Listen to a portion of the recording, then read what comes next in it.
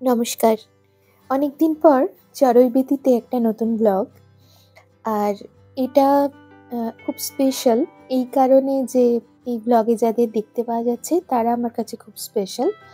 আর আমি এই মুহূর্তে যে জায়গাটার ভিডিও এখানে দেব সেটা হচ্ছে ইউএসএতে যে এয়ার ফোর্স মিউজিয়াম আছে, ন্যাশনাল মিউজিয়াম ইউএস আর্মির, ডেটন বলে একটি জায়গায় ওহাইওতে।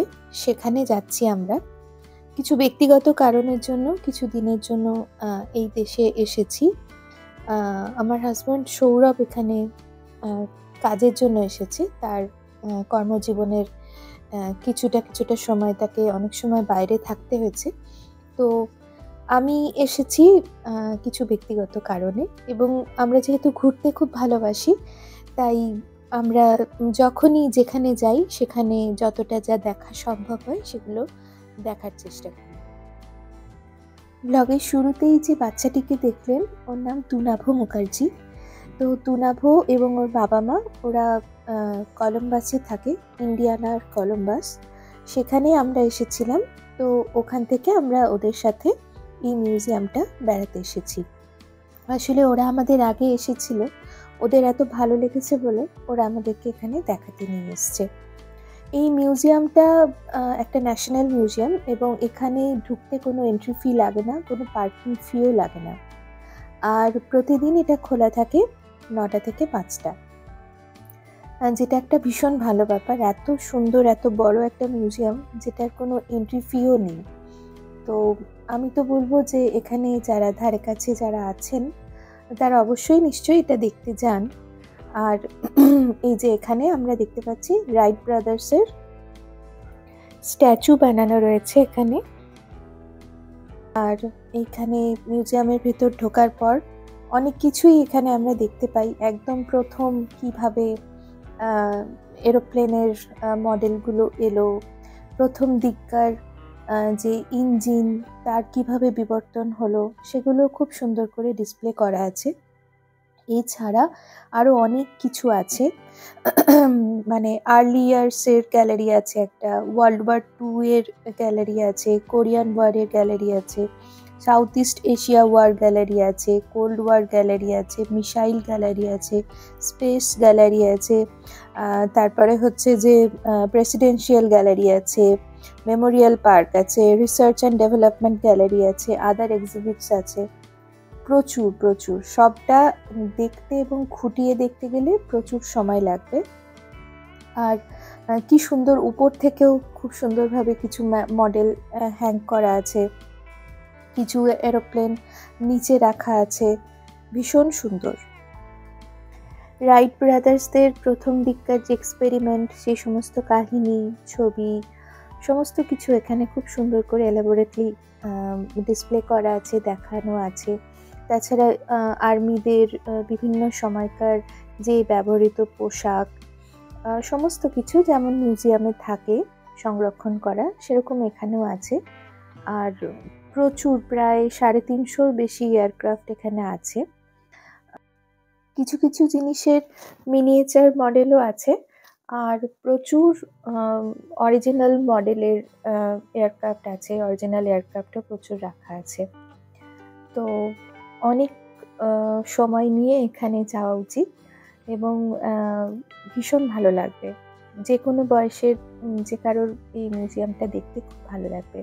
কারণ সচরাচর কোনো মিউজিয়ামে আমরা এরকম, আমি তো এর আগে জীবনে কখনো এরকম এত এয়ারক্রাফট চোখের সামনে দেখিনি, এবং সেগুলোর বেশিরভাগই যুদ্ধে ব্যবহৃত এয়ারক্রাফট।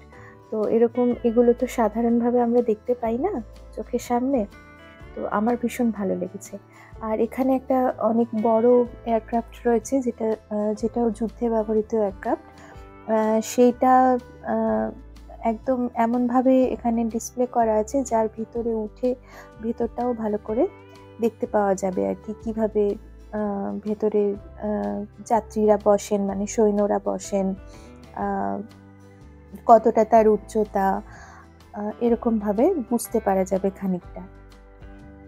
সাধারণ যাত্রীবাহী এয়ারক্রাফট যেহেতু নয়, সবই যুদ্ধে ব্যবহৃত এয়ারক্রাফট, ফলে এবং তার ডিজাইনসগুলো খুব ইউনিক।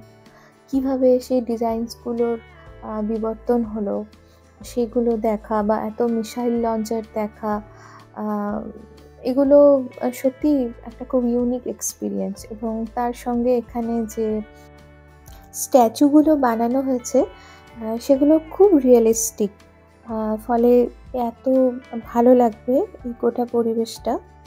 আর এখানে ছবি বা ভিডিওর কোনো রেস্ট্রিকশনসও ছিল না। আর বাচ্চাদেরও যদি অনেক সময় এখনকার বাচ্চাদের এই সমস্ত জিনিসের প্রতি খুব ইন্টারেস্ট থাকে বা বড়দেরও থাকে, তাদের খুব ভালো লাগবে এই মিউজিয়ামটায় গেলে। সাধারণ বিমানের সাথে যুদ্ধ বিমানের যে আকারগত বৈচিত্র্য সেটাও কিন্তু খুব বেশি, আর ফাংশনাল বৈচিত্র্য তো বটেই। বিভিন্ন ধরনের এয়ারক্রাফটের যেমন ডিসপ্লে রয়েছে, তাছাড়াও প্রচুর সিমুলেটর আছে। তারপর ভার্চুয়াল রিয়েলিটির যে সিমুলেটরগুলো আছে, এরকম ধরনের অনেক এন্টারটেনমেন্টেরও ব্যবস্থা আছে এখানে। টিকিট কেটে প্রথমে আমাদের মধ্যে ওরা 4 জন এই এক্সপিরিয়েন্সটা নেওয়ার জন্য গেল। এই সিটটাতে বসে তারপর ওই যে একটা ডিভাইস আছে সেটাকে সবার চোখের সাথে আটকে দিয়ে যেভাবে ভার্চুয়াল রিয়েলিটির শোগুলো হয় আর কি, তো সেটার একটা ফিল এখানে নেওয়া যায়। তো এটাতে মার্স আর চাঁদে নিয়ে যাওয়া হয় আর কি, যেটার এক্সপিরিয়েন্সটা ভীষণ সুন্দর, সবাই খুব এনজয় করেছে। আর ওরা ভীষণ এনজয় করেছে বলে তারপর আমিও গেলাম। আর এছাড়াও আরও বিভিন্ন ধরনের এন্টারটেনমেন্টের ব্যবস্থা ছিল, যেমন এই যে এখানে একটা দেখতে পাওয়া যাচ্ছে। ছোটরা তো খুবই এনজয় করছে, আর এখানে আমাদের তুনাভও খুব এনজয় করছে। আর ওদের এত ভালো লেগেছে বলে তারপর ওরা সবাই মিলে আমাকেও খুব যাওয়ার জন্য ইনসিস্ট করলো, তাই আমিও গেলাম। আমারও খুব ভালো লেগেছে। এর আগে আমি ফ্লোরিডায় গিয়ে যে নাসাতে গিয়েছিলাম ঘুরতে, সেখানেও এরকম সিমুলেটর আছে রকেটের, যদিও সেটা ভার্চুয়াল রিয়েলিটির শো ছিল না। সেটাও আমার খুব ভালো লেগেছিল, এটাও খুব ভালো লাগলো। তো ওটা করার পর আবার আমরা এই গোটা মিউজিয়ামটা, যেহেতু আগেও বলেছি অনেক বড়, আরও আমরা ভালো করে এক্সপ্লোর করতে শুরু করলাম।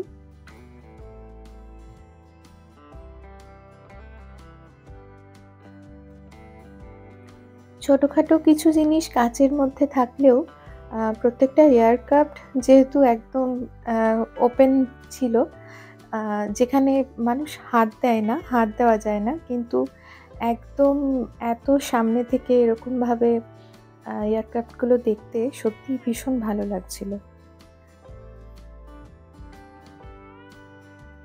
দুপুর থেকে বেরিয়ে কখন যে পুরোটা দিন চলে গেছে বুঝতেই পারিনি। গোটা মিউজিয়ামের প্রায় বন্ধ হওয়ার সময় হয়ে গেছে। তখন আমাদের হুঁশ ফেরে যে আমাদেরও এবার খুব তাড়াতাড়ি সব কিছু দেখে নিয়ে বেরিয়ে যেতে হবে। এত বড় একটা মিউজিয়াম, সত্যি কথা বলতে একদিনে ঘোরাটা একটু কঠিনই। এটাকে খুব ভালো করে ঘুরতে হয় একদিন, সারাদিন তো ভালো করে লাগবেই, আর না হলে 2 দিনে গিয়ে কভার করতে হবে, কারণ এতগুলো উইং আছে। আর প্রত্যেকটা উইংয়ে প্রচুর এয়ারক্রাফট আছে আর অনেক কিছু দেখার আছে। শেষের দিকে একটু তাড়াতাড়ি পা চালিয়ে মোটামুটি আমরা ভালো করেই সবটা দেখে ফেলেছি এবং প্রায় শেষ করে ফেলেছি।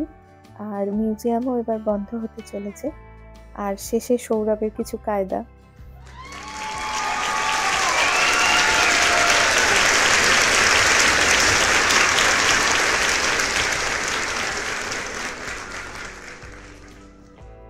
এরপর বাইরে বেরিয়ে এলাম, পার্কিং কম্পাউন্ডের থেকে একটু দূরে। অনেক বড় এটার গ্রাউন্ডটা। এই মিউজিয়ামের যেটুকু অংশ মিউজিয়াম, তার বাইরেও প্রচুর জায়গা। এই যে এখানে এবার তুনাভও কিছু কায়দা করছে। এখানেও অনেক 3টে বড় ফ্লাইট রাখা ছিল, 3টের বেশি মনে হয়। তো সেখানেও আমরা অনেকক্ষণ ছিলাম, একটু ছবি টবি তুললাম এবং এই যে এয়ারফোর্স মিউজিয়ামটা এখানে ঘুরলাম ডেটন, ওহাইওতে।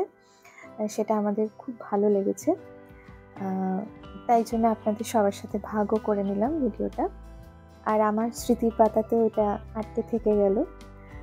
আপনারাও সকলে খুব ভালো থাকবেন, আর খুব তাড়াতাড়ি অন্যান্য যে সমস্ত জায়গাগুলো এখানে এসে ঘুরেছি সেগুলোর ভিডিও দেওয়ার চেষ্টা করব। সকলে খুব ভালো থাকবেন। নমস্কার।